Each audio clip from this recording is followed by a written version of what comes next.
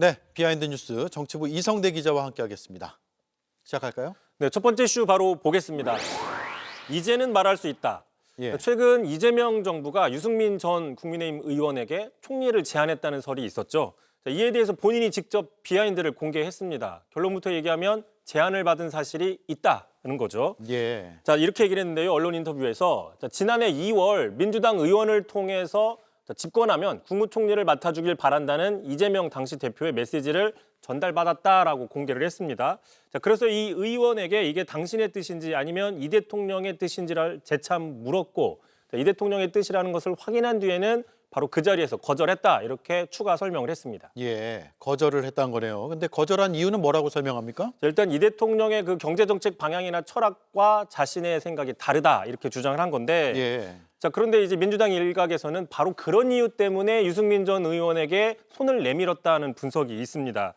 참고로 그 유승민 전 의원이 연락을 받았던 지난해 2월로 잠시 되돌아가 보시면 언제입니까? 그 탄핵 심판이 한창 진행 중이었지만 민주당에서는 조기 대선 가능성을 염두에 두고 본격적인 대선 준비를 할 때입니다. 가장 유력했던 주자였죠. 이재명 당시 대표는 당시 이제 이런 얘기를 한 적이 있었어요. 민주당은 원래 중도 보수 정당이다. 진보가 아니다. 진보는 정의당이나 민노당이다라고 발언을 했는데 이 외연 확장이냐 정체성 훼손이냐 논쟁이 된 적이 있었죠. 언론에서도 그런 속빛 논쟁하지 말고 실천을 담보해야 된다라는 그 조언까지 했었는데 바로 이런 흐름에서 보수 정치인의 상징, 중도 보수의 상징인 유승민 전 의원에게 그 영입하는 공을 들였다, 이런 분석이 나오는 겁니다. 예. 어쨌든 유승민 전 의원이 극구 거부해서 영입 시도는 없었던 일이 됐다라고 보면 됩니까? 그렇습니다. 그런데 이제 유승민 전 의원도 일단락된 줄 알았는데 지난해 5월, 그러니까 대선 직전이었죠. 다시 한번 영입 시도가 있었다라고 또 주장을 했습니다.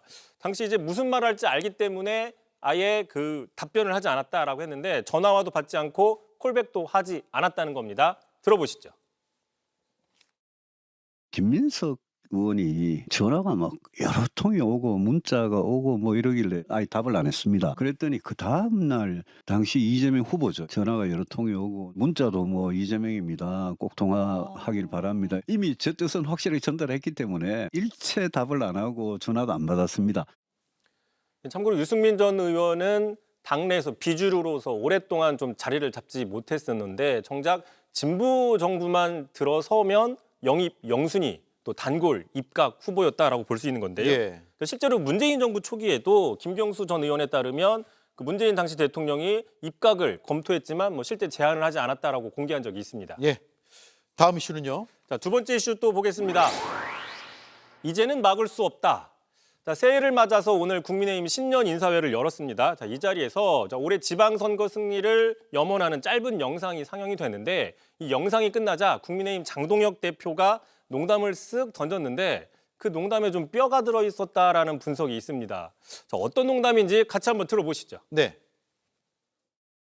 영상에 너무 많은 기대감을 심어줬는데 영상이 너무 짧아서 당무감사를 해야 될 것 같습니다.